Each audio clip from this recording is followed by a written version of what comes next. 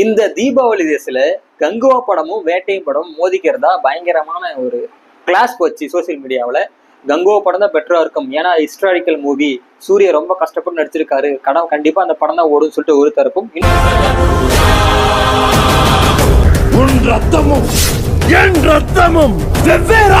இன்னொரு பக்கம் வேட்டையின் படம் தலைவரோட படம் கண்டிப்பா பயங்கர மாசா இருக்கும், தலைவர் தான் இந்த ரேஸ்ல வெற்றி பெற போறான்னு சொல்லிட்டு இன்னொரு தரப்பும் பயங்கரமான ஒரு கிளாஷ்ல போயிட்டு இருந்தது இன்டர்நெட்ல. குறி வச்சா விழணும். ஆனா இந்த கிளாஷ் கண்டிப்பா கண்டினியூ ஆகல. கங்குவா படம் இந்த ரேஸ்ல இருந்து பின்வாங்கல, தள்ளி போகுது. ஆனா எப்ப ரிலீஸ்னு தெரியல.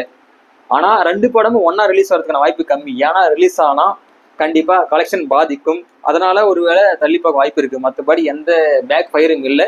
எந்த படம் அதிகமாக எதிர்பார்க்கறீங்க கீழே மறக்காம கமெண்ட் பண்ணுங்க.